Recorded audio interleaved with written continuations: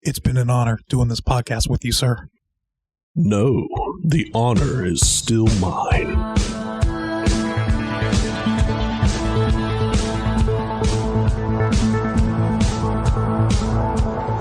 Welcome, everyone, broadcasting from the Wraith Game Studio. This is the N3rd podcast. I am your host, Rich Kiefer, joined today by Morpheus. Yep, it's me for part 3.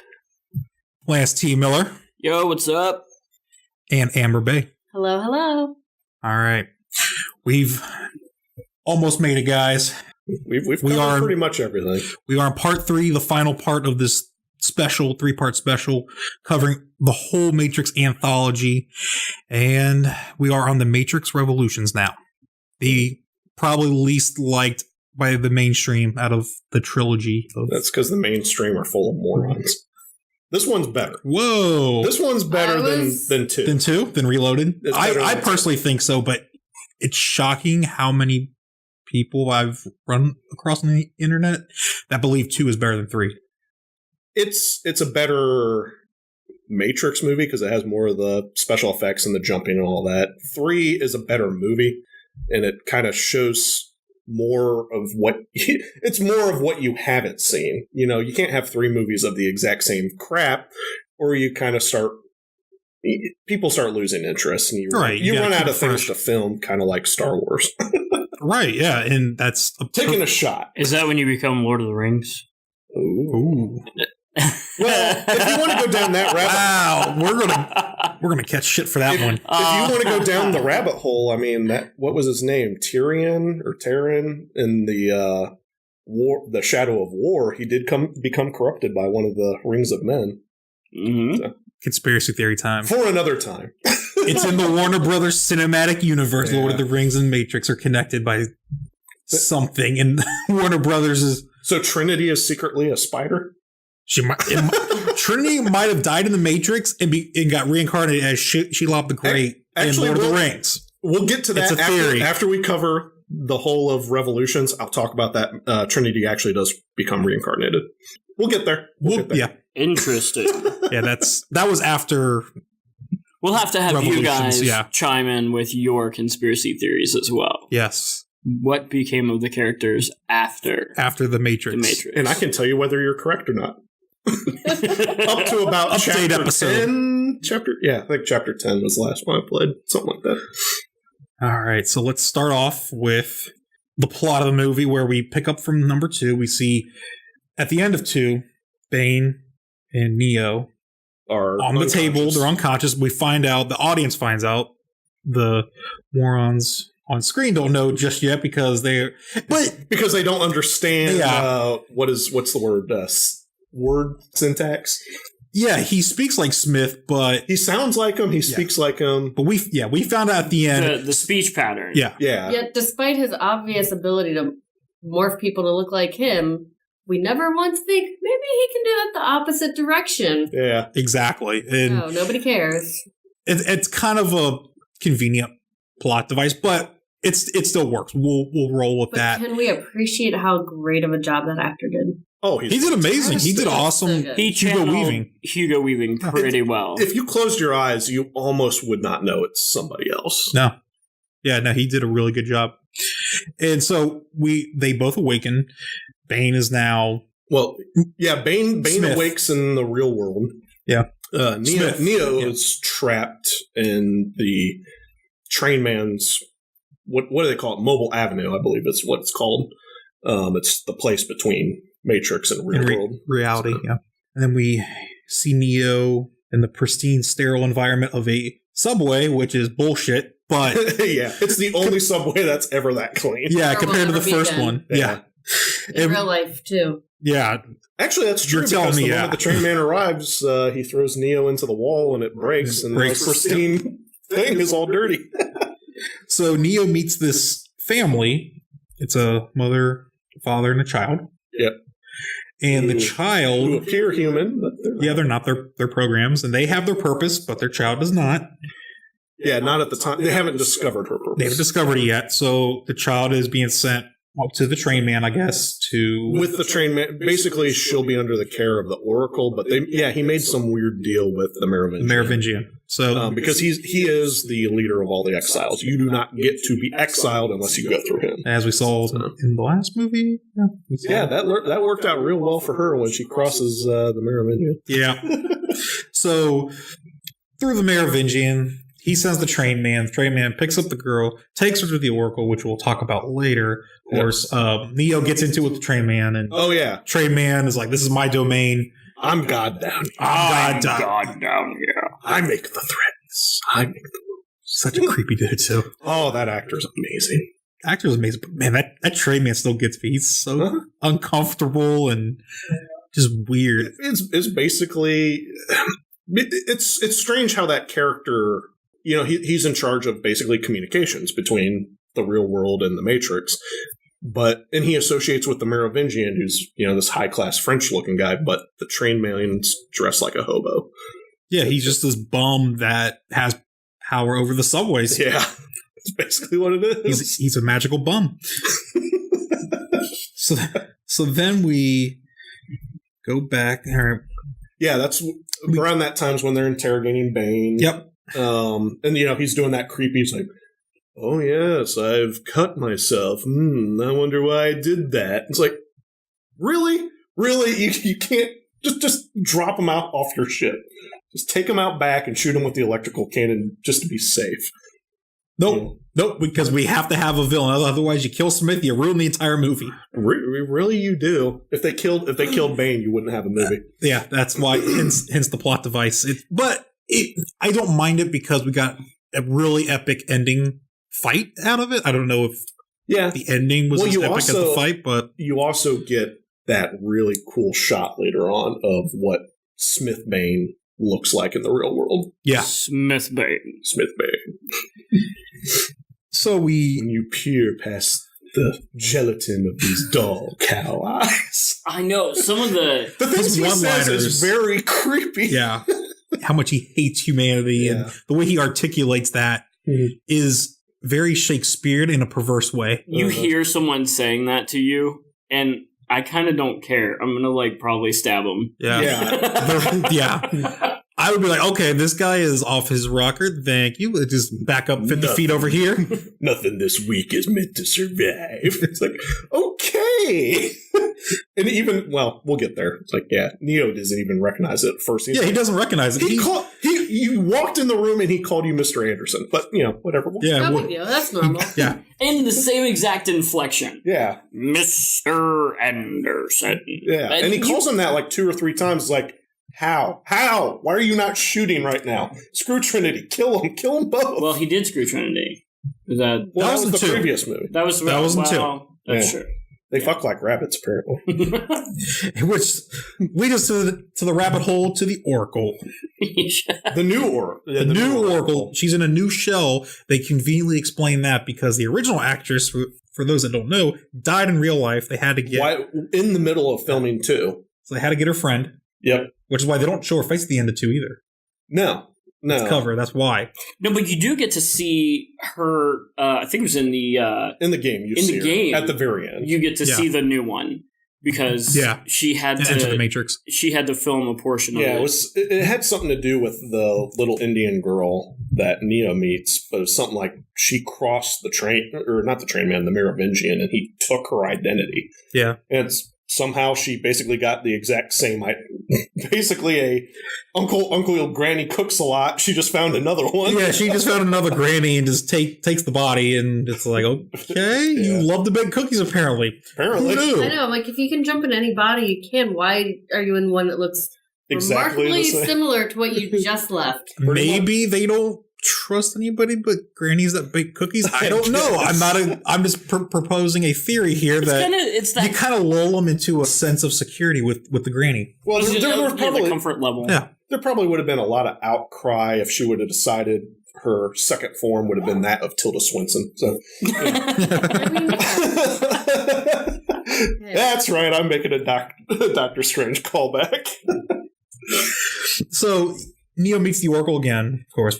We just went through this. He asks, why do you look different? Yeah, nobody trusts her, not even Morpheus. Yeah. Well, Morpheus is shaken because basically he's felt like he's been lied to. Yeah, he's kind of like slipping back into his pre-Matrix days. I'm being lied to. Lies everywhere. I'm dealing with my daughter at this exact same time. He was emo before emo was even cool. He really was. Yeah, but he just didn't have the hair for it. Can you call Morpheus emo if he doesn't have that wacky hair? It was the transitionary between goth. Or well, and that emo. was Scene. Scene had the wacky hair. Yeah. All right. They catch a lot of crap. Yeah. That's okay. All right. So if they were real Fry, people, you know, I care more. Since you are the Matrix expert. Yes. Explain why Neo has to go back to the Oracle. He just feels lost because up to that point, this version of Neo's kind of he really is kind of stupid. He has no idea what he's supposed to do, and she kind of hints at that in 2. That's like, I thought you would have figured out what's going on by now, but he doesn't. He, especially after he leaves to go back to the Matrix instead of going to the Source at the end of the last movie. He just doesn't know what his purpose is, and every time he doesn't know, he goes to the Oracle going, I don't know, what happened? Why was I able to kill Sentinels out in the real world? What's going on? Why is my body someplace and my mind somewhere else? He doesn't know. He's the audience. This is sort of like when people message me and are like, hey, how do I do this on a computer? And I go, let me Google that for you. Yeah. It's like that's the So you're correlative experience that I 700 years Google evolves to be the Oracle. Hey, it could happen. That's a valid theory. I mean, we're closer to Skynet more than ever. Why not? Yeah. So the Oracle does tell Neo that Smith is your negative, the yin to your yang. Yeah, it's when Neo did the weird bubble ripple thing to him at the end of the first movie. He literally did copy some part of himself onto him. So they're kind of like a Horcrux. They're forever linked. Yep. So they did Harry Potter before Harry Potter was cool. Kinda. We're going to keep using that trope. Kinda. Before they were cool. Yeah. Technically, I mean, I don't know how far she planned that book series in advance, but that doesn't get introduced till way later after the Matrix was already established. Just saying. A few books. Yeah. Those conspiracy theories going to start flying. Mm-hmm. Why not? This Matrix is one giant conspiracy theory. If you think about it, even though Smith is Neo's negative, you don't exactly see Neo running around copying himself on a bunch of people. Right. So he maybe is negative, He's the anti-Smith. but the negative is wildly overpowering the positive. It really is. I mean, there's thousands of Smiths basically by that point in the movie, the only people who are not infected by Smith is Seraph, Sati, and the Oracle. Because Seraph even comes in and goes, you got to go. And they leave. Collects her. And immediately after that scene's when all the Smiths swarm up the stairs, and she's apparently the last one he takes over. It's like, yeah, he has a whole city and you're one guy. Yeah. So it's not looking good for our hero in this story. And he has the eyes of the Oracle and knows how everything's going to turn out. And apparently once you get the eyes of the Oracle, you laugh maniacally because you have like god powers apparently. Yeah, that was... he has a very crazy laugh. That was uber creepy. Yeah, it's like the whole room turns into a tornado. Yeah, that was just kind of unsettling too. I'm sorry, could you provide us with that again? Do that again. He is not exaggerating. That's what he sounded like. Krusty the Smith. Krusty Smith. Oh God, what are we doing here? I don't even know what we're doing anymore. All right, so we go back to the real world now. I'm going to kill you, Neo Simpson.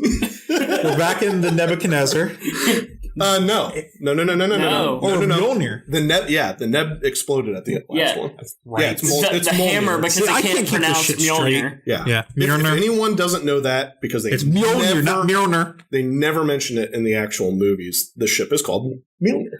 Mjolnir? Mjolnir. Not Mjolnir? Mjolnir. Mjolnir! Not Mjolnir, like most people say? No, it's not fucking Halo. The ship is my hammer. Yeah, so everyone just calls it the Hammer of Dawn. Yeah. And we're bringing in the Dr. Horrible reference. And it's kind of, again, Neo being kind of... He's definitely not... He's really not the focus of this movie until the end. He goes and basically cries to himself in his cabin. I need to think about what I'm doing.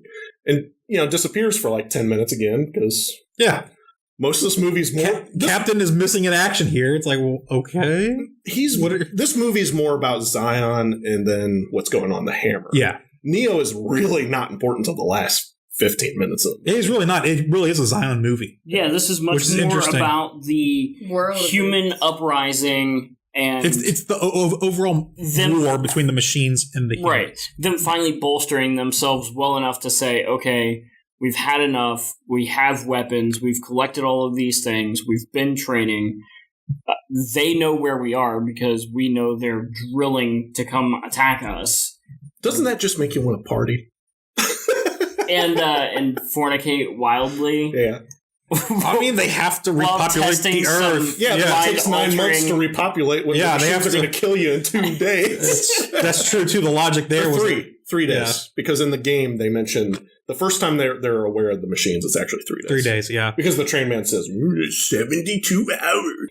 But even then, I guess they're just hoping for some people enough to survive. Yeah. If you survive and run away, you're pregnant. Yeah, it's kind of depressing as hell, but it's the Matrix. Yeah. This is not a fun series.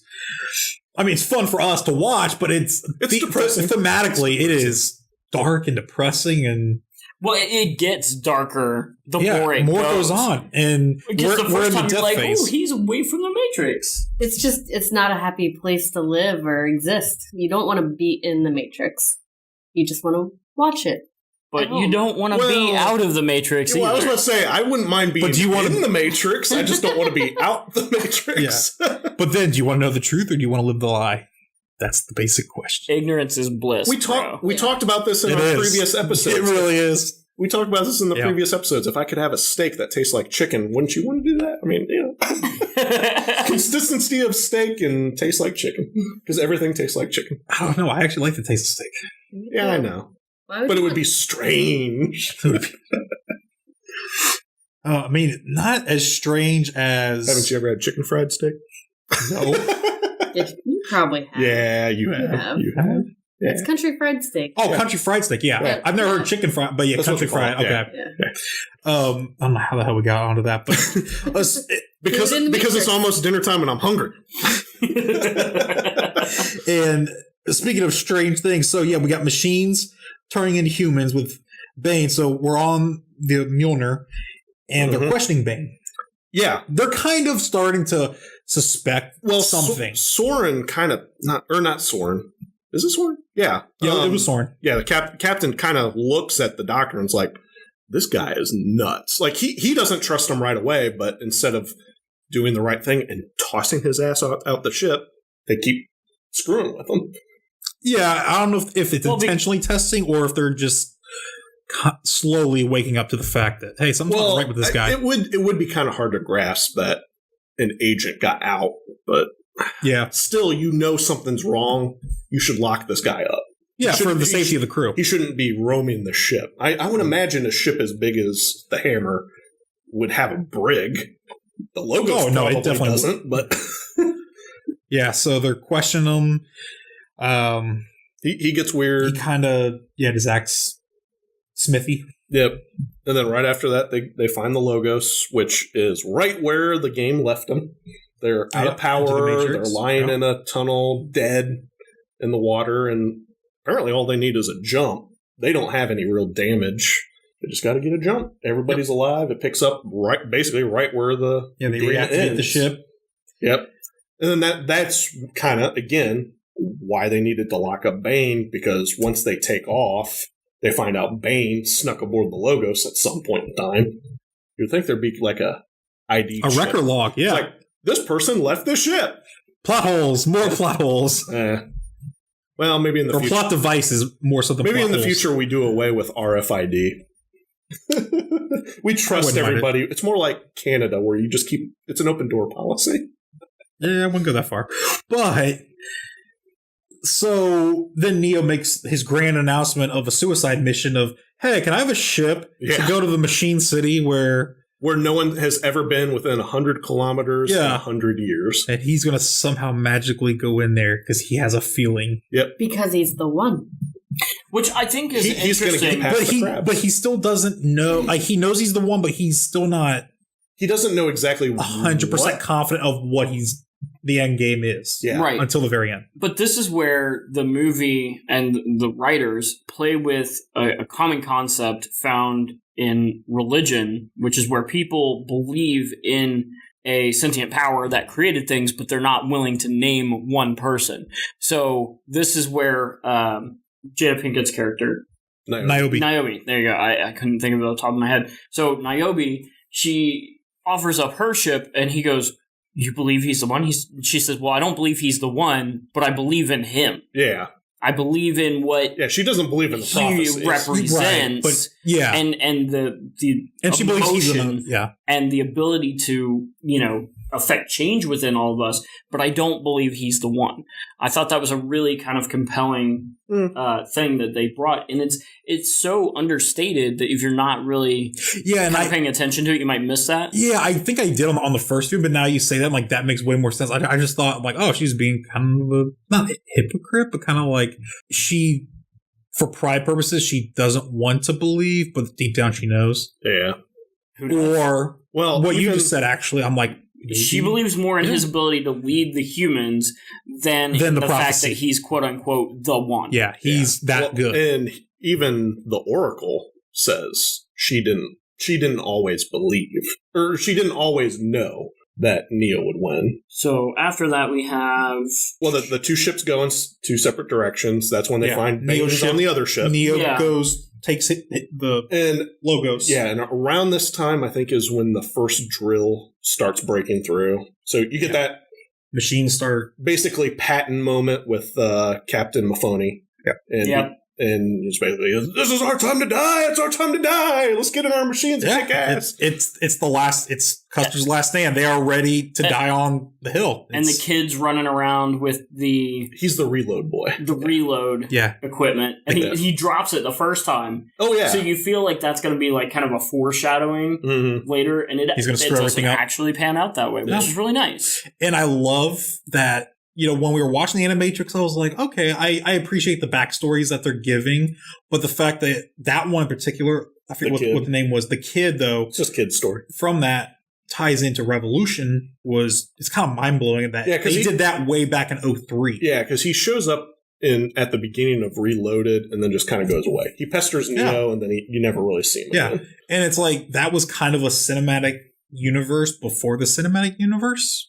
It kind of. I mean, it's a multimedia project. Yeah, it's a multimedia project, which is all cinematic universes really are anymore. They incorporate everything. So I thought that was. I mean, Wachowskis don't get enough credit for that. And their fingers were deep into all those stories. I think there was only like one or two stories in the anime that they didn't see anything. Yeah, they didn't say anything because they're just like, well, this really isn't impacting the movie, so we can kind of have a little free will. But they still oversaw it. They were making sure they weren't going to ruin it.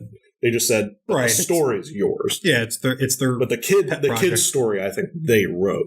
All right, so they go opposite directions, and then I guess we go to Zion, see the speech. Yep. Machines start breaking through and they're swarming like bees, which, we won't spend too much time talking about it because it's a cool scene. It's purely just an action scene. They're literally swarming like bees and there's not enough bullets to keep up with them. It's not kung fu, but it'll do. Yeah. It's anime. It's anime, yeah. All right, so we see them getting their asses handed to them. Machines are starting to swarm in. Yeah, and they cut. Right at this time is when Captain up. Pretty good. Yeah, well, right before they kill Captain Mahoney, the Hammer is actually trying to sneak into Zion. They know there's a lot of machines floating around, and I think they even said that because they show like the hologram and they can see all the Sentinels inside the dock, and they're like, well, if we drop down like 4 pads, we can sneak past them, but the Hammer's a big ass ship and ends up crunching all the metal and they get detected. All of a sudden, it makes all of the noise in the world. It's like, why didn't you go to 5? Yeah. Maybe 5 would have kept you up just that extra hair. You would have still remained undetected and you wouldn't have, smashed a bunch of shit. Maybe. But because of movie Now we've got a big lawn chase scene. Oh, yeah. So we'll kind of we'll run through that exposition. It's just a basic chase scene. It's chase scene, and then the two kind of start connecting. It's like, oh, well, the Sentinels are destroying the door. Okay, well, Captain Mafoni, open the door for him. Oh, Captain, you're dead. Okay, well, Kid, you do it. It's 3 is very action heavy because by this point you know what's going on. Machines are coming to kill you. Yeah. Let's just watch. It's also watch the destruction. It's the proverbial race against time. It really is, because you have the Logos with Neo going to Zion, and then you have 0-1. Huh? 0-1. They're not going to Zion. Oh, that's true. They're going to 0-1. Yeah. So don't make me come across this table. My bad. You're right. He's going to 0-1. He's going to the Machine City, and then Niobe is piloting the hammer. Yep. Doing all that stuff. They're both racing down their respective paths at the exact same time, hoping to save the city. To save both portions. Yeah. Yeah. And in their own way. Yeah. So it's that proverbial race against time that this whole third movie is all about. And you get to see that the fight of the human spirit. Mm-hmm. Come across in many different ways. Would you also say that you see Zion be decimated? I'm going to... Actually, I think they are. I think that's actually the correct usage this time. Because not all of them die, and it was that a significant amount died in the dock, but not everybody. Yeah. The good majority of them, I would say that's a correct okay. usage of the word. You just barely dodged a Lance rant. Yep. All right, so we're seeing this chase scene while the humans are getting, their asses handed to them, basically. And as, what's his name? Captain Mafoni. Yep. He's dying. And oh, man, he gets slashed up. It looks like a Jason Voorhees movie up in here. That face cut, series, just deep cuts. Some real good makeup. Really good makeup, but it's pretty disgusting to look at. Ew. The hammer. She's coming. Yep. And so it's this race against time. They have to open up He's got to shoot the chain. Yeah, they got to open up the gate so that the hammer can get in. And launch the EMP, much to the dismay of Deadbolt. Yep. But Kid is reluctant to do it because he doesn't have his proper training. But that's when we get the revelation good old Captain didn't either. Yep. He was giving him shit the whole time. Yeah, that's kind of a movie trope. Yeah. It's like, I didn't take the training. Neither did I. So he dies. Kid gets the courage now, reloads his machine, shoots the gate or the chain that opens the gate. Yep. Here comes the hammer. Blows the EMP. Yep. Quote unquote saves the dock, depending on who you ask. Yeah, it's a point of view issue. Save the dock? You just gave it to him on a silver platter. Risk reward. I mean, beggars can't be choosers in this situation. Yeah, they calculated risk. It destroys all the machines and destroys the diggers. So it's like it buys them time. It bought them a lot of time that they otherwise didn't have. They would have been killed. Yeah, which people have mentioned this since the movie has come out, that they've got that big tower in the center of the dock that has all the turrets on it. You would think that maybe that center tower would have an EMP of its own, and they would just say, hey, last ditch maneuver, we'll EMP ourselves, but...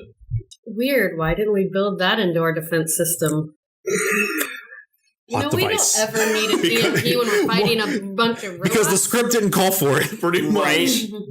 Unless it goes back to a theory that we discussed while we were watching it, that this, Zion's not always in the same place. Perhaps it's being moved. I love this concept. It makes so much sense. Maybe the machines, that's how it starts. They'll give you the dock, and you have to dig yourself down, and maybe they go, yeah, we're not giving them an EMP in the dock because we got to kill them later. Yeah, maybe they're kind of becoming human-like, where a machine would probably normally just be like, okay, calculate this risk. Okay, no, it's not worth to keep them alive. Kill them. They're kind of toying with them, maybe. Yeah. It's like we becoming more like the humans that they despise, and the humans became more like the machines that they oppress. Yeah, you're right. Keanu was rather robotic in these movies. Keanu was robotic after these all the way up until John Wick. I mean... I was going to say, people make that claim about a lot of his Did you ever see The Lake House? He was very good in The Lake House. Oh my gosh. and back off the path. It's a good thing that fans can't hear us shaking our head. Yeah, there's a lot of face palming. And just remember, the path of Keanu is made by the many, not just one or two movies. The path of Keanu. The path of Keanu. I play the path of Neo. The path of Keanu. We need bumper stickers now. N3rd, the path of Keanu. Yeah. Do you accept Keanu as your Lord and Savior?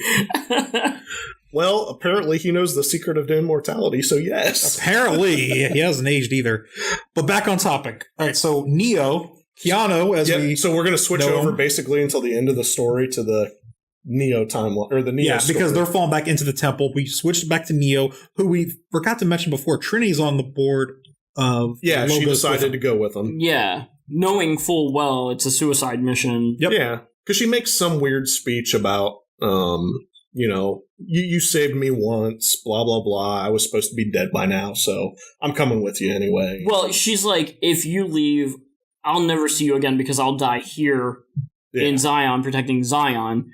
And if you go and accomplish what it is you're going to do, you're going to die there, so I'll never see you again anyway. So I might as well come with you and at least enjoy our last amount of time together. Which is cut short when someone decides to switch the circuit breaker. And then, like we discussed earlier, Neo comes down going, oh, someone's holding Trinity hostage. Who could be this strange man saying my real name 3 times in a row? Mr. Anderson. It can't be Bane. I mean, Smith. Yeah. It's like, what? You're psychotic. Oh, well, it might seem that way to you, but Mr. Anderson and I know that appearances can be deceiving. It's like, the moment he would have said that, I'd be like, sorry, Trinity. And just blasted him. It's like, Tank survived for a little bit. It's like, chances are, you could kind of shoot around her. Well, she even says, shoot us. Yes, and kill us. Fry us both alive. This reminds me to the, shoot the hostage. Oh, yeah. It is to kill the hostage. You just got to shoot him. Shoot him in the kneecap. Well, it's Keanu's main rule. You always shoot the hostage. You take him out of the equation. Yeah. All right, so... this sequence I love this sequence, like this specific sequence, going to Machine City, because we see Machine City open up their defenses. Yeah, the crabs. Yep. And they start shooting all these missiles, just probably hundreds, would you say? Hundreds or thousands? Thousands, yeah. About thousands, hundreds, maybe. I don't know. Maybe hundreds of thousands. Because there's a lot going off. But I guess before we get there, we should explain that, Bane does get the upper hand, burns Neo's eyes out. Yeah, which is cool for what happens later, and it's... Yeah, his eyes are completely gone, and it's another later on he's kind of wrapped in the bandage. Kind of reminded me of Kenshi from Mortal Kombat, but... Or he invented the Bird Box Challenge, and they just caught up to him. I'm just saying, he did it first. We did make that joke while we were rewatching it, because of all of the memes that just recently came out of the Bird Box. Keanu did the Bird Box Challenge, and he was in Speed with Sandra Bullock, who was in Bird Box. Maybe there's a connection. I'm telling you. They exist in the same universe. It's in the Bird Box. I'm calling it out. Bird Box is in the Matrix universe. Mind blown. She's doing the Neo Challenge. But that's we kind of touched on earlier. Like you said, this is a really cool scene because he can't see with his own eyes, but because Smith is from the Matrix and he has the ability to see code, he actually sees Smith. He doesn't see Bane. He actually sees like Smith. This fiery version of Smith, and he even has the sunglasses and everything. Then he basically crushes his head open. Like he swings that pole at his head, and the head kind of... Yeah, it is. Splat effect. It's how you get away with horror-style gore without actually showing it. Yeah. Yeah, they avoided the hard R rating there and kept it PG-13. No, it's R. All these movies are R. Are they? Yeah. I thought it was PG-13. No. They're very 2 and R. 3. Oh, okay. My bad. Very R. Rated R for sci-fi violence and some sexuality. Mm-hmm. Some sexuality. Like Monica Bellucci forcing people to kiss her. Yeah. And then the Merovingian with the pie. Sex pie. Monica Bellucci forcing people to kiss her. Forcing. I know. Who would have actually had to think that long about that decision? Yes, please. Like, really? Oh, you want me? Okay, all right. you know. He's a very attractive wolf. Babe, I love you, but I'd kiss Monica Bellucci. I would kiss Monica Bellucci too. Hey. So we go into, from this fight, they're heading towards machines. The defense grid. Yep. So that's when all the missiles fire. And he reaches out with his feelings. And stops them like the bullets. Yeah, they just Reloaded. start exploding. Yeah. Yeah. And that is kind of cool. The evolution of that is like, he was able to stop like 7 bullets in the first one. He stops like hundreds of bullets in 2. Now he's stopping and exploding missiles. In the real world. Nonetheless. world. Not in the Matrix. Before, all that happened in the Matrix. This is in the real world now. Yeah. So it's kind of like the Matrix and the real world have become one and the same. He's reaching out and touching the source. That's what he felt when he touched those symbols. Oh. See, I'm just quoting. I come from I come for the kung fu. I'm not into all the philosophical. Yes. So yeah, I'm a simple man. In order to make it past the defense grid, they decide to go up. Rather than going through, they go up. And they break through the clouds. They get that real nice, 5-second view of Earth above Operation Darkstorm. Ooh, it's beautiful. Whoop-de-doo. And then they crash right back into the city. It's kind of like that Planet of the Apes. What have you done? Yeah. Like, Trinity has that entire thing happen in her head. In a 5-second? In a 5-second. 5-second realization of what the fuck happened. It's so beautiful. I've never seen so much sun except in the Matrix. All right, so they crash. She gets impaled 5 times. She's definitely dead. But she's dead in the movie, but if you watch that scene again, I called it out when we watched it. One of the spikes that it goes on is moving the whole time. I'm like, oh man, it's rubber. Well, but it is kind of jointed. If you want to argue it, it is kind of jointed like a sentinel tail. So that's fair. You can give it some credit, but it's like this. You can tell it's rubber tube. Yeah, the inconsistency in that scene. But they're using practical effects, so good on them. That's true. Even though she's basically impaled through. Well, I guess she's not impaled through her heart, but she's impaled through her lungs and a couple other things. She takes 5 minutes to die. That's the longest death. There were different things sticking out of her. Neo only knew about the one. Yeah, Neo can only feel the one. And he's then he starts. He's crying, but he can't cry because he has no eyeballs. Yeah. Because probably at that point in that was unintentional. He couldn't cry on command. I bet that's why they did it. Well, that was an unintentional. They blinded him because he couldn't cry on command. I bet. So that whole thing, they added it to the movie. They're like, wait, Keanu can't cry. All right, I got it. Let's blow out his eyeballs. We'll sear his eyeballs shut, and then we won't have to worry about him crying.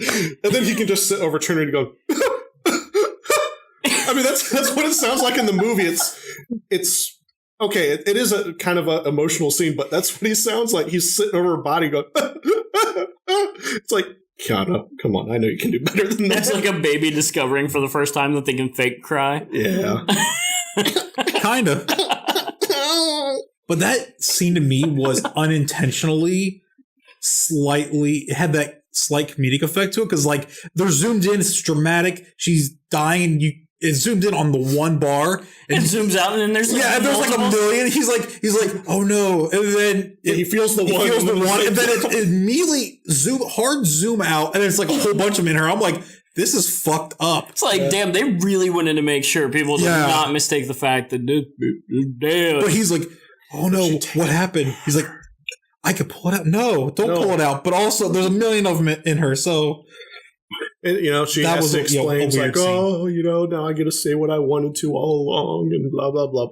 It is whatever it is. I don't particularly care for the scene because I don't like overly long death scenes of faked emotion. So forever long death scenes should be banned. Yeah. It really should. Unless you can tell me if she was stabbed once, that's fine. You would die slow from a one impale, unless it's something like Bennett from Commando. But yeah, her whole thing is oh, remember that time on the roof? Oh, I didn't really. They go down memory lane. It's 5 minutes of her dying. It's just die. Just please be dead already. Well, it's so, I don't think Neo's thinking that. No. Well, he might not be, but me as the audience I don't member, know. I did. Neo might have been. He's not exactly an emotional dude. He might just be like, all right, you're taking up breathing space on my ship now. Like, dang. you live or die. Hurry up. Much like a door, he turned it, tapped it, and shut it out over his life. I mean, that is like the worst hit it and quit it I've ever heard. This is taking a turn I did not expect. I wasn't trying to be that dark about it. But we're in a room with Fry. I mean, come on. Yeah. That's fair. We're going down the dark. It fits the theme too. I mean, this is the end. This represents darker. This represents death. He knows what he's going towards. So if you really think about it in the universe, like, yeah, he's sad, but he's at this point he has kind of accepted that he's going to die. So if you believe in an afterlife, which he probably did, it's okay. Well, she's dead, but I'm going to see her in about 10 minutes. Right, and so Neo comes out of the wreckage, talks to Babyface, big old weird baby head made of a bunch of the squid machines. Well, he summons them and tiny like bee-like things. Yeah. Which actually, he's basically this giant like porcupine-looking thing. Yeah, and that baby face ends up coming up in an episode of Gravity Falls. The same one? Or basically, similar? As a reference, yeah. Yeah. I didn't, of course, know it when we had at first. The time. Yeah. Right, because Gravity Falls is many years later. And then when Amber and I watched through Gravity Falls the first time, I noticed that there was a lot of correlation between it and Tron and Matrix and a couple of other things. And then when we just went back and watched Revolutions to get ready for this episode, I was like, son of a bitch, that was also in that Gravity Falls. So it's crazy how a lot of this has affected even things coming out now. Oh, yeah. It's a big movie. It's like, and granted, 2 and 3 weren't as beloved as 1, but it has its fans, and its fans are absolute crazy because I'm crazy. Like, yes, are you talking about yourself here? Yes, I am. But on a side note, a lot of people don't know, and it really is its namesake. That babyface robot is called the Deus Ex Machina. Yeah, which it's like, okay, that's kind of a stupid name. It's an on the nose, but it really is. It's like he's in the machine city, surrounded by his enemy. What is he going to do? Okay, well, the boss shows up at just the right time to offer you a deal. Okay, there you go, Deus Ex Machina. Yep, and he does make a deal. With the machines. He says Smith's coming. Yeah, and he will destroy. He will destroy the city if you don't stop him. I can do that for you. Yeah, and so the machines summon some cords and plug them back into the Matrix. Summons a lot of cords, not just the jack in the head. They give him the full, the entire treatment. Yep. Like, oh yeah, you remember all of those plugs all around your body? We're going in. Every single one of them is getting hooked back up. Which begs the question, because remember, he went through that surgery. They don't take them out, they just kind of clean it out. They clean out the plugs. Oh, I thought they pulled a couple of them out. No, they're like cleaning it out, which is kind of why it's bleeding. I was pretty sure they removed some, because didn't it like clink into a pan or something? They're removing portions of it, but he still has the overall plug. Yeah. Because in the sex scene, you can see that he still has a bunch of metal plugs in his back. In the spine. Yeah, in the spine. So they probably take out some, but not all of them. Because if you remember when he first comes out of the tank in the first movie, he's got a lot of these bulges on top of the plugs where his skin's kind of wrapped around something. Around it or something. Yeah, so that's probably what they're removing, is like cutting off the skin, taking out some of these pus things, and it's probably not actually that pleasant to talk about. Yeah, I was going to say. No, we're going to move on this disgusting conversation. It begged the question, like when he was in that scene, because I was like, wait, it feels like there's way more cords hooked up to him than he even had when he was originally Maybe they made new plugs in the incubator tube in the first Matrix. But the real question is, did this end of the cable go in his rectum first or in his mouth first? Listen, let's not. Yeah, let's not. Yeah, let's just move on. The baby face is giving him a proctology exam. That just reminds me of a really horrible joke. It does. What's the difference between an oral thermometer and a rectal thermometer? Which end it goes in? No, the taste.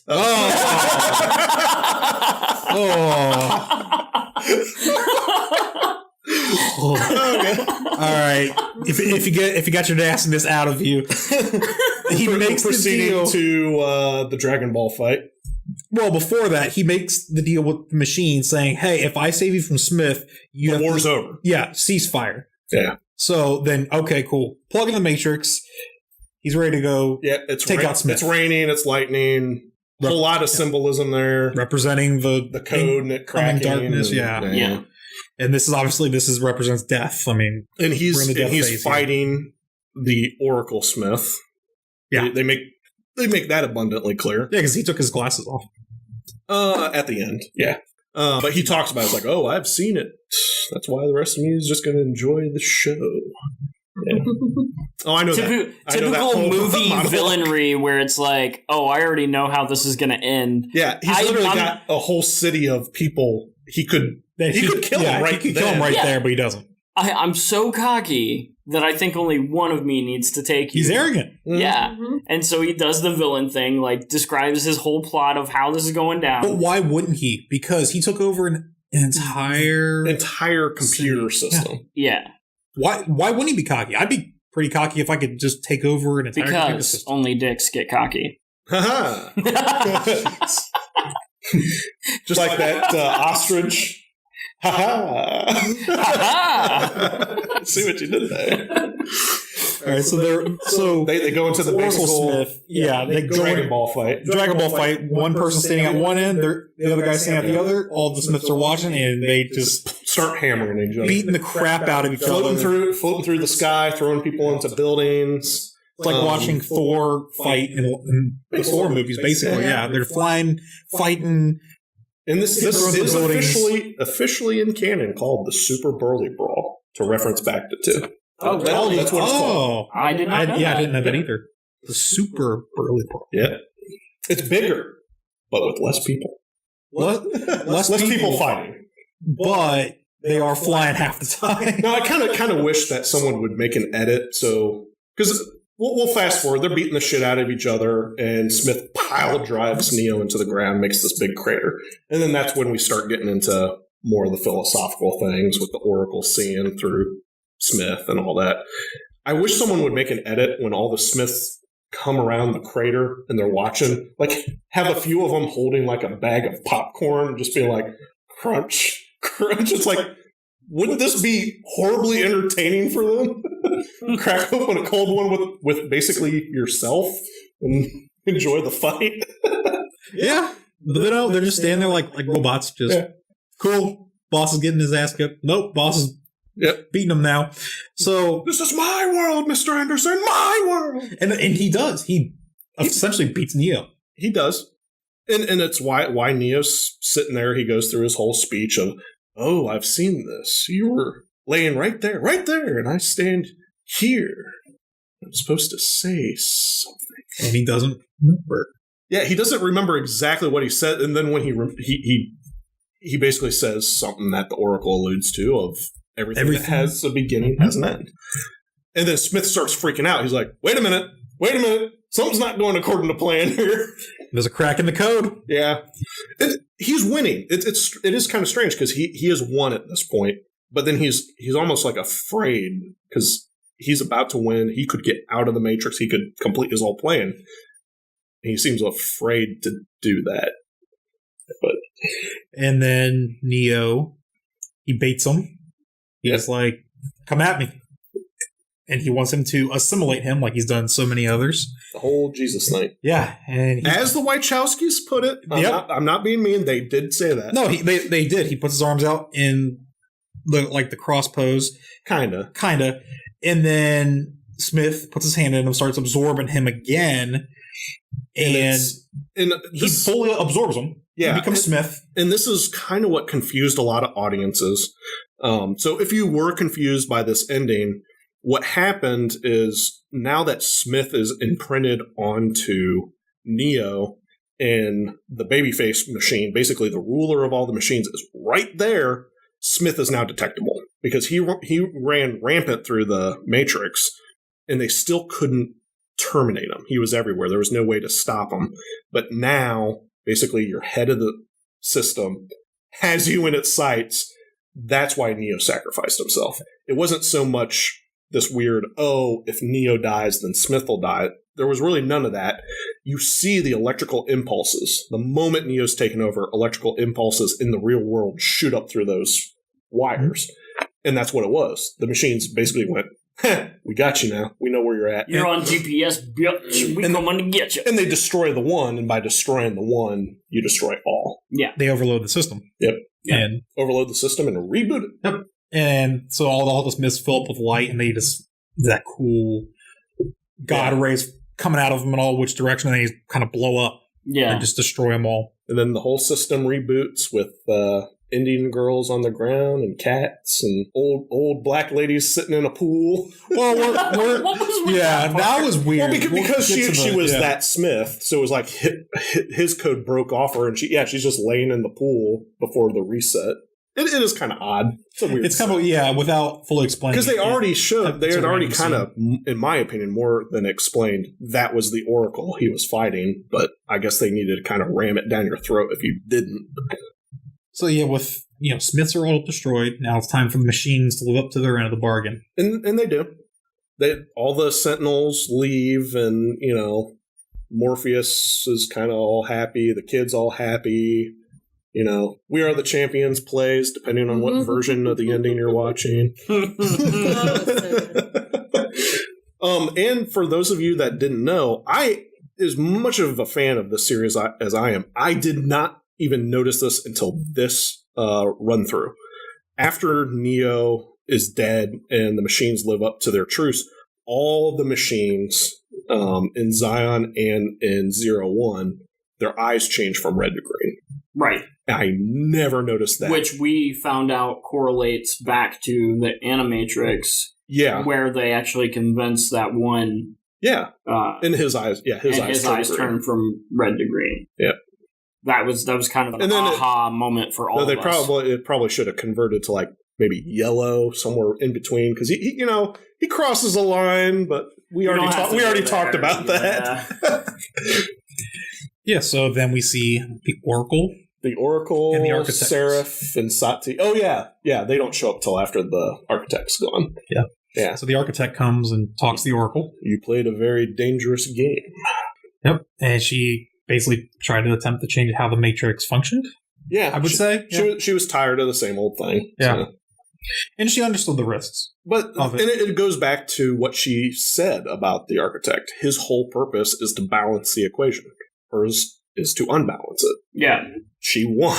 Right. Basically. Yep. It could have gone either way. It could have been Zion was completely destroyed and the machines win and figure out another way of getting power. Or what'll really bake your noodle is if this was really what they meant for all of this the entire way through was for Neo and the Smith Oracle maybe to meet each other and have that epic battle, which again culminated in the fact that the machines found Smith within the machine, wiped him out, and the Matrix resets. Boom. Yeah. It you could have have been the next Zion and next Matrix combination reboot from it could Sati. But they the line at the end where Seraph even questions the Oracle and was like, did you always know it was going to go this way? She's like, oh no, but I had faith. So you kind of do get that sense that maybe this wasn't fully her intention, but she was kind of hoping it would go this way. That and what happens to the humans? From what I understand, because of the game, they're now giving the option out in the open, whereas before it was kind of the secret option. If you found out about the Matrix, you could leave, but you were always being policed. Now it's, if you want to get out, you can get out. We don't care. Yeah, so they can be freed if they want. Right. They choose to. And in the context of Matrix Online, which was the MMO that followed this, and it is canon, it was authorized by the Wachowskis. There are still agents. There are like the Merovingian people. And the whole thing was the agents still exist, and their whole thing is to police inside the system. Mm-hmm. There are still rules you have to abide by. If you want to leave and come back in, that's fine. But this is still our domain. The Matrix is our domain, and you will abide by it. If you step out of line, agents start coming after you. So. Yeah, so the ending, we wrap everything up, and with the ending, we also see plant life shown in the Matrix for the first time, and the green tint's gone. Yeah. First and last time. Bright. Yeah, very bright. For the first time throughout the whole series. Yeah, first and last time. Yeah. He closes with that, and it's that very good ending to it. Bright, colorful sky, and then it goes, and then it goes into that amazing sound. That's the sound. What is it called? N3rd. N3rd was the soundtrack title. Yeah, so that wraps up. That's the end. That's the end of the Matrix. Well, it's the series. End of the Matrix that most people know. But before we go too much further, I have said this since I saw it in the theaters. I still think my ending would have been better. Okay, what's your ending? You still have this happy ending. You have a truce. Just knowing how the machines are and knowing what comes after, I feel like my idea would have been perfect. That the series ends, you show that bright skylight and everything else, but because now it's rebooted, you would almost flash back to the first time you see Neo in the first movie. And how I wanted the movie to end was him waking up to his computer saying, "Wake up, Neo." Ah. That'd be a cool call back to the original. Basically, he's now recreated already. He may not know who he is, but he's already rebooted in the system. I always thought that would have been a cooler ending, but... That's intriguing. They didn't go that way. Yeah. And that's okay, because that would have been ambiguous. It's like, oh, well, maybe they didn't win. Or if they did that. But also... If they did that, but it was a different actor, but it said, "Wake up, Neo." But then that would leave it open for a sequel, and if they didn't want to At the time, I still remember there was an interview with Lawrence Fishburne when the third movie was coming out. I think it was on like Good Morning America or something. And they asked, it's like, it was the main trinity of people. It was Keanu, Carrie, and Lawrence. And they asked him, everyone's like, would you be willing to come back for a fourth movie? And Lawrence Fishburne like takes off his mic and stands up. And he's like, no. Like, almost, he's joking. He sits back down, but he's like, he starts walking off the set. He's like, no, I could never do another one of these. It was too hard on my body. Mm-hmm. So, but what has he done lately? For you? John Wick. John Wick. Well, he did do Man of Steel. He's done Man of Steel and Batman vs. Superman. Yeah. I think I don't know if he was in Justice League. Was he in Justice League? He may have been for a little bit. I don't know. Yeah, he hasn't done a ton. But it's basically he had to deal with some other issues, so he kind of faded away until recently. Yeah. So, and The Matrix, as we know it, doesn't end there. No. So there's the online game, obviously, which we're not really going to get into, but there's a couple of things. There's a couple little... Since we're doing the anniversary set, we've got to cover some things. Yeah, there's one or two little things that I'd like to mention. Where do you want to start there? I never played online. I'm the only one in the room that's we're not. I don't think we're going to go into the online because that's a I do want to. We're going to bring 2 points up from that. Oh, okay, you can touch on a few points.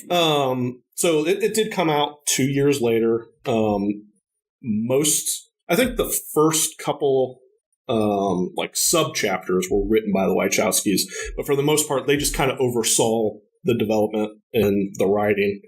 Some things that people may not know was there was even though there was the truce, there were a few of the machines that, because you need a story, especially if it's a video game, that revolted and just said, no, we want to go back to the way it's always been.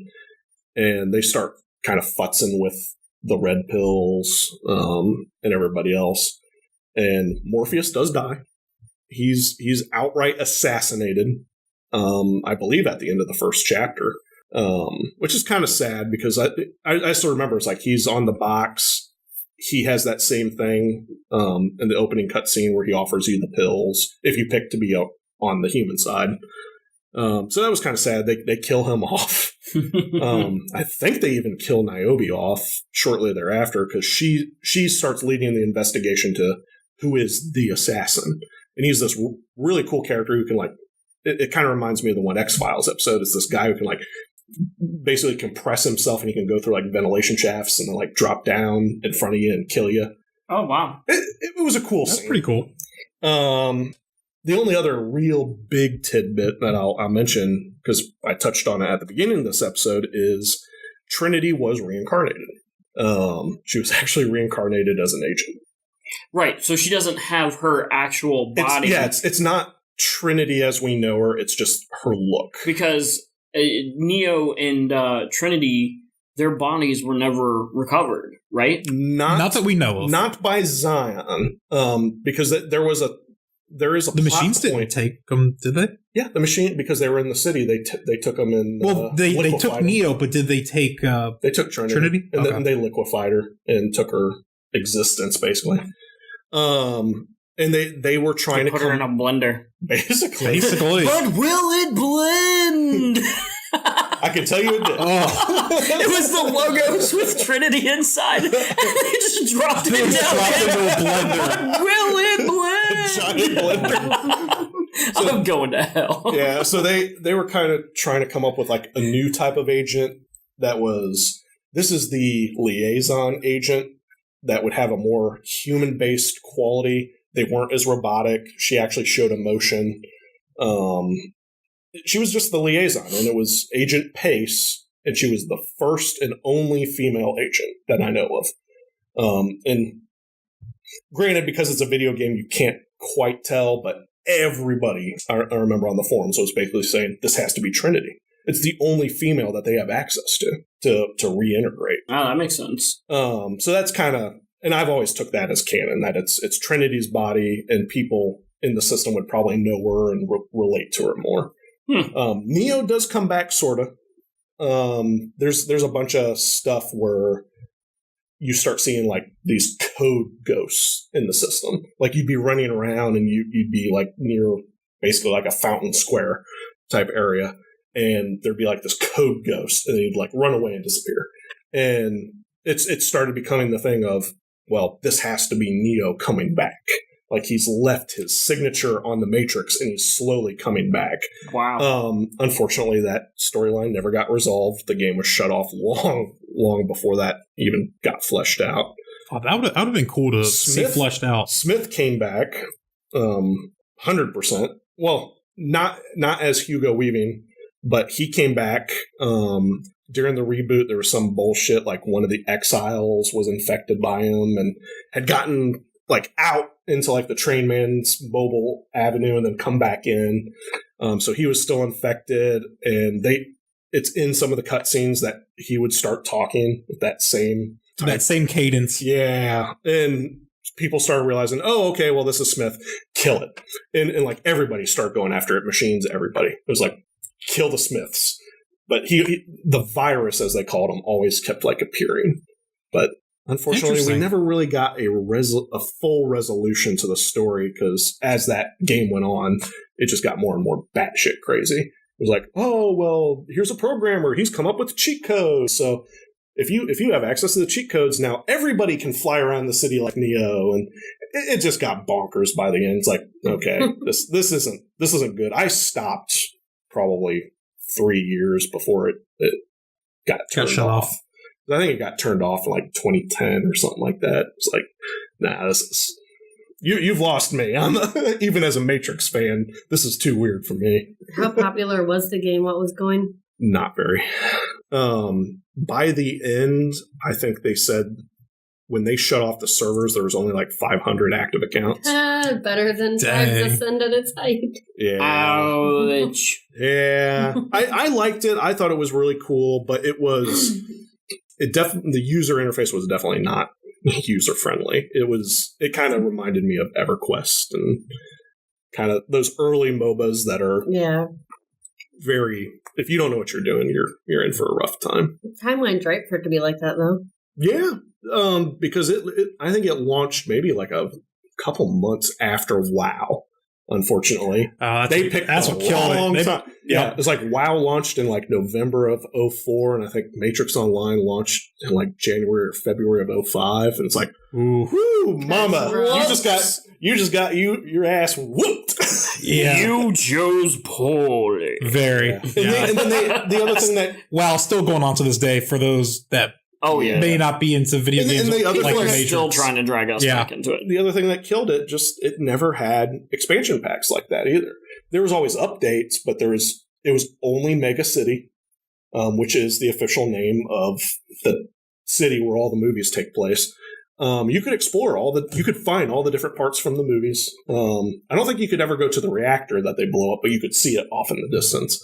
You could go to the freeway. You could go to the Burly Brawl scene. You could go to all these cool spots and find them, but then that was it. There was never like, oh, well, here's the Japan expansion. You could go to Japan in the Matrix. There was I was going to say, if that's all you can do, that sounds like it'd get boring really fast. It really did. It was big. It was a big map, but once you had been everywhere, it just got tedious. So it sounded like more like a quick cash-in, possibly? That's what it was. It really was. I've been everywhere, man. I've been everywhere. Anyway. Yeah. So this is probably a good time to shift gears. Back when these were all first coming out and everything like that, they were big and mainstream, and take a trip down memory lane with me, if you will. The Matrix MTV special. Oh, right after Reloaded. For the MTV Movie Awards. Mm-hmm. Yeah. I got them sons of bitches memorized. we had some Justin Timberlake and some Sean William Scott. Mm-hmm. At his Stifler height. At his height of Stifler. I think 2 had just come out. American or like a year. 2, or maybe like it. Oh, no. If American it was 2003, this would have been like right around the time of Rundown. Probably. Oh, that's wow. right. Yeah. With The Rock, yeah. So he's still goofy. He's still a comedian. He hasn't tried doing some of the more serious roles that he. No, he was definitely channeling Stifler and some of the. Yeah. Well, they actually mentioned that. Expressions. Yeah, it's a whole shitload of Stiflers. That's a shitload of Stiflers. Yeah, when they're the Burly Brawl scene. Because American Wedding came out in 2003. Oh, that's what it was. So he was, in fact, Stifler. Yep. I couldn't remember when Wedding and Reunion was. Those two aren't very good. Yeah. Oh. So they had the. Well, let's see. They had the key scene. The key maker. Yeah, he comes back, actually films a scene and it's exclusively for the MTV Movie Awards. I thought that was dope, At first, I thought it was like really good editing, but then he turns to the girls and is like, "What's shaking, hot stuff?" Yeah. So it's like, okay, they actually got him. And I like the fact that he breaks that old man Chinese accent. It's actually him because he does have like a heavy Brooklyn accent. Yeah, it's funny because I was like, wait, he dropped his Asian accent and it's messed up. Yeah. It's kind of like, wow, they forced him to be like, I guess, not a stereotype, but no, that's I guess. what they did. Yeah, they forced him to be a stereotype. stereotype. Be a stereotype. Yeah. Mm-hmm. And he's just like, nope, I'm just going to do what I want for this one. He's basically the kind of old man mentor character in a lot of hero stories. Yeah. It's just they basically probably did go to him and go, be the old Chinese guy. So at this point, Stifler dips out to use the bathroom. Speaking of Stifler, because they're walking real quick. Sorry, I want to backtrack just a moment. I just put up his IMDb. In 2003, he was in Old School, Bulletproof Monk, American Wedding, and The Rundown. Damn. That's the year of Sean William Scott. Of overexposure. The year of Stifler. And then he didn't do another thing until 2005. Yeah. Because he had to calm down. He had to live down the Stifler. Yeah. Man, they should have made a Bulletproof Monk, too. That was a good Stifler's mom. Stifler's mom. Sorry, you were about to... No. Yeah, so, I don't know if we got to go line by line. No, we don't have to go line by line, but I'm just trying to remember. Talk about the different scenes. Come on, you're skipping over the orgy, man. The orgy is the most important. Andy Dick shows up. Morpheus is going to have an orgy. Yeah, so to set the scene, in Matrix Reloaded, it's the big Zion scene. And they splice that in. You see them partying and all that. Then Justin Timberlake and Sean William Scott walk in from the side, obvious green screen. Yeah. Makes it even funnier. And then they run into Andy Dick, who is still kind of relevant at this time. Heard, but there's going to be a giant orgy later at Morpheus' place. No, he's like. From what we've heard, there's gonna be a giant orgy at Morpheus' place, and then they splice in the footage. Yeah, it's true. It's true. From what many of you heard, they all cheer. And then Andy Dick goes, "Hey Morpheus, what can we expect at this orgy?" Machines. And then it goes immediately quiet, and then Justin Timberlake is like, "All right, that's getting weird. I'm out." And of course, Sean William Scott's like, well, maybe I don't know. Some of these girls are pretty hot. You can totally see their nipples. I can kind of stay. And then he gets pulled by the ear. Yeah, and then he's drugged to the next scene they do, which was, I believe, was the Oracle. The Burly Brawl with the Oracle. And then Wanda Sykes shows up as the Oracle. Yeah. She was pretty funny in that. And then Stifler becomes the agent. That's where it's the whole shitload of Stiflers. A whole shitload of Stiflers, yeah. Yeah, they fight. Then they go to the architect. Well, I like when they're actually right before that, they're sitting on the little bench. Oh, yeah, the bench stuff is hilarious. And Wanda's talking to Morpheus, and he's like, I had a dream Trinity's going to fall. She's like, damn, that's fucked up. That was to Neo. That was to Neo. Not Morpheus. My brain, not... Well, you know those Matrix types all look the same. Apparently, shiny sunglasses, long black, shiny sunglasses, black trench coats, dark clothing. Let's see, long trench coats, sunglasses, and boots. You're either from the Matrix or from Colorado, or Hot Topic. So then, they go to the architect scene with all the TVs, and then Will Ferrell shows up. Oh my god! As the architect, Ferrell made that Larry. He programmed Cubert, Dig Dug, and he gave the name to Frogger. They were gonna call it Highway Crossing Frog. So lame. So we learned the architect created Frogger. Pretty cool. Named Frogger. Named Frogger, created Dig Dug, and created Cubert. And he has a pretty good scene with fake Neo there. Mm-hmm. And so Will Ferrell shows up. He has a scene with fake Morpheus, Sean William Scott, and Justin Timberlake. And they all kind of feed off each other. And it's a pretty funny scene. Wait, did you say fake Morpheus? Fake Neo. Stop doing that. They all look alike. Apparently, we're getting our Morpheuses on. Morpheus, Neo, and Neo's mixed up. I just corrected you, and now I commit the same mistake. We'll call him Mornio. Mornio. They will become one. I shall call you Mornio. They have their celebrity date name, Mornio. I hear Mornio's nice this time of year. Their celebrity couple name, that's what it is. Yeah, anyway. So then they go back to the room, and then they give the two-door choice, and they choose to go. They go to the MTV Movie Awards. Yeah. That was a nice little I thought that was kind of cool, because... It's probably the best parody they've had since. I mean, their parodies usually... Well, they don't put that much time into them anymore. No, this was like a whole 10-minute thing. Right. Yeah. So that was excellent. And then Rich's favorite little golden nugget from the era.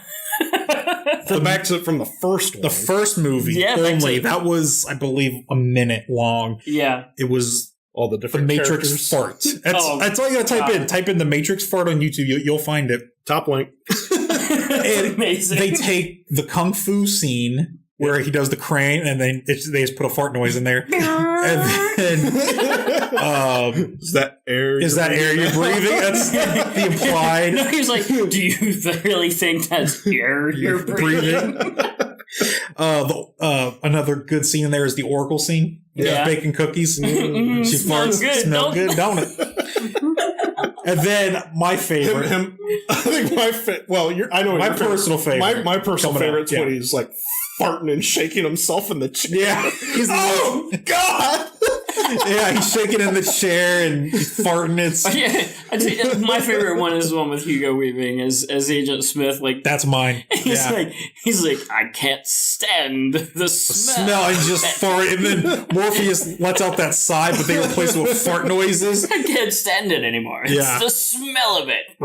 Because deep down, we're all 10-year-old kids that farts are funny. I don't care how old you are. Funny. Yeah, I don't even care. I don't care how old you are. They will always be funny. Babe, where do you rank in on this? On the farts? Yeah. On the farting montage. I mean, who doesn't love a good fart montage? I think it was very, very necessary. Did you have a favorite moment from the fart video? The fart tricks. That's how we're closing. The legacy of the Matrix. Farts. The fart tricks. I feel like we needed a good Trinity crane fart. I don't think. Oh, when she lifts herself up off the ground. Yeah. I don't think we had one. In the no, we didn't. It needed the closest we had was Morpheus jumping from building to building. That was No. We needed a Trinity crane fart. Yeah. Because she is poised. And ready. But girls don't fart or poop. Unless it's Oracle. Or when she was leaning over to tell Neo that she believed he was the one. That would have been a perfect way. Like, I have something to tell you. And then he wakes up and goes, oh, God. All right, we can't leave the legacy of the Matrix to be a fart joke. I mean, we could, but I don't want to do that because I actually like these movies. I'd like to keep our fans for at least a little while longer. So overall, the legacy of the Matrix. Let's leave it, since we kind of mentioned it or started down this trend with the fart jokes. What was your favorite scene out of the whole damn saga? Out of the entire series. Out of the entire series. You get one moment, boy. Now that we're 15 or 16 years removed now, I can't believe it's from the sequels. From the third movie. 20 years from the first. From the first. 20 years anniversary this year from the first movie. 16 from the final movie. We've had 16 years to think about it. Its legacy cemented in movie history. I think, my favorite scene from the entire thing is where Morpheus and Neo are walking down the crowded city streets, and he's explaining to them the Matrix and the agent training, and he's like, were you listening to me, Neo? Or were you looking at the woman in the red dress? Because it's that impactful of a moment in Neo's realization, like, oh crap, I really gotta start paying attention to what's going on here. Mm-hmm. Like, I can no longer just fly by the seat of my pants. Look again, you're about to get your head blown. Yeah. So that's one. That's fine. Okay. Amber. My favorite part? The whole thing. That's a cop-out. No. She's considering the whole... considering the whole... I'm asking the question, making sure I'm thinking about this. Oh, okay. Oh, wow, sorry guys. I thought we were supposed to answer our response with, turn the question into our response. God, this is like high school. Yeah. Like, make sure you answer with the question in your phrasing. Like Jeopardy. Yeah. Yeah, let me tell you, in the professional world, no one ever does Nobody ever does that. Anyway, okay. Except for me. Jeez. She's so salty I didn't have to make a presentation. I kicked ass in my presentation. Yes, you did. Anyway, I think I like when we get into the human elements, we've got like the two girls running around shooting the rockets and the kid stepping up and being like, well, I'm not really supposed to be here, but here I am. And he steps up and he's like, I'm scared to death, but I'm going to go out there and do it. Mm-hmm. Like just the humans stepping up to do shit. Nice. In the real world rather than the real special kung fu bits. Once you get down to the core of it, it's people going above and beyond and overcoming their fears. Kung fu-y. But that's not what we want to tune into because we want to see the cool action shit. Well, okay. Well, no, I mean, that's cool. Yeah. So, who talks first? You talk first, I talk first? Oh, if you go, I'll go. Maybe you just have a staring contest. Yeah, we'll just stare at each other. Whoever blinks first has to go. Dear podcast. That's not going to be... oh, you already blinked? Yeah. So you got to go first. Yeah, I can't stop blinking. Mine is actually from the game, out of everything in the whole saga, because interesting. I played the game before I saw the second movie. My dad and I were going to go see the second movie in theaters, but he's like, oh, we got to wait till the weekend. Well, the game came out on a Tuesday. What am I going to do? Not play the game? Right. That's just insanity. My favorite moment is like after the second mission, it's a live action thing. They're in the subway. Ghost, Axel get teleported out, and Niobe's about to get teleported out. And it's the first time you see the train man. And he comes out of the darkness. He's like, 72 hours. And it's like, what the hell are you talking about? And he's like, that's exactly how long Zion lasted last time. And then he just walks away. And it's like, what do you mean? What do you mean 72 hours? And what do you mean last time? It was, for me, it was the first time I was like, are you saying this whole war has happened before? Like, it almost kind of spoils the end of the first or the second movie. But there was something so impactful about that I still remember it. And if you weren't paying attention, you could have totally missed it. It could have I mean, because most people write bums off. They're like, oh, whatever, they're just speaking babble. So, yeah. Dude, his character, Like, when he appeared in the game, I was like, okay, what is the point of this? And then when he showed up in the movie, I was like, damn! You see him in the game. That's actually, between the game and 2, that's the most screen time he has until 3. Yeah. Because the only other time you see him is he's in the background of the scene at the restaurant. When they go talk to the Merovingian at the restaurant, he's in the background, I think, by the twins. Yeah. That's it. It's like he doesn't say anything, you never see him again until 3. It's mysterious. So I latched onto that character because it seemed like, oh, this is another character who knew too much. Would you say it was as mysterious as the dark side of the moon? Well, there is no such thing. So. I'm sorry, I couldn't resist. God damn it, Lance. That's the way my brain works. As a scientist and a space scientist at that, there is no actual constant dark side of the moon. Yeah. You know, it does rotate. It just happens to rotate at the same rate. It was just because of the way that you said it. I was like, hey. Anyway, all right. So, Rich. Yes. What is your favorite scene? Oh, come on. What's been the theme throughout all 3 of these? Kung Fu. Kung Fu Farts. If I could pick that from, it says it's part of its legacy, but no, the original Kung Fu scene where he's training. Oh yeah, I know Kung Fu. Or are you talking about while he's in there? I just like the fighting scene. Yeah, that's I just like that sequence. It's a really good choreographed fighting scene. I'm a sucker for good fight sequences. That was a damn good one. That was definitely one of the primary scenes that drew me in. And also, it shows his growth. He gets taken to task by Morpheus. Morpheus is the master. He's the student. And then you start to see him slowly get better and better through these montages. And then eventually... It's not until the sequels that he truly is the one. Yeah. He gets his ass handed to him first. And it shows him he's very human still at that point. He's still thinking like a human. He's not... His mind is still not totally free. He's not Super Neo. He's not.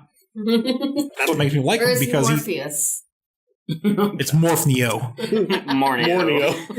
Morphneo now. Morneo. Nope, I like Morneo. All right, fine, it's Morneo. It's the great jungle paradise, Morneo. Oh my god. We're just going to blend so many things. I think that's a fun note to end on. That's a good one. Yeah, totally. We don't take ourselves too seriously, but we're at the end of this journey. It feels like it's been a while. Forever. Yeah, but no, I'm glad we did it because it's been fun. And I think someone across from the table from me finally learned a valuable lesson. Don't ever mention that you want to watch a movie with me if you're not willing to go the full 10 yards. That's right. This was Amber's call that we do this series. I think she just wanted to watch the first one. Just the first Matrix. She was like, oh, well, it's, the Matrix 20th anniversary coming up. We could watch that. And Fry immediately says, okay, listen, if we're doing this, we're going full bore. Yeah. I didn't know there was an anniversary. I just was like, the Matrix is fun. Oh, okay. And so Fry's like, yeah, we're watching one. We're playing the video game, then watching 2. Yeah. Then watching the Animatrix, and then watching 3. Yeah. and we did it. And we did it. We did it. So that was fun. And we got to spend a lot of time together and hang out. Yeah, maybe in my spare time by myself, I might have pulled out my collection of Matrix comics. Oh, yeah. Nice. Some of those. I kind of figured. I got some good naps in. Oh my God. I'm so disappointed. She fell asleep while Fry was playing the game because the game is the loading scenes were unreal. The loading is the loading time. Yeah. Yeah. So that concludes this special 3-part series about the Matrix. We will be doing more of these in the future. More will be announced at a later time. So if you enjoyed this, give us a like, hit us up on all of our social media, and provide feedback. Like always, we are open to any and all feedback. Yep, and share it with your friends. If you got some friends that you think would enjoy hearing a bunch of people just kind of talk about nerdy topics and stuff like that, just drop them on. Yeah. Say, hey, this might be for you. Yeah. So until next time, N3rd out. Free your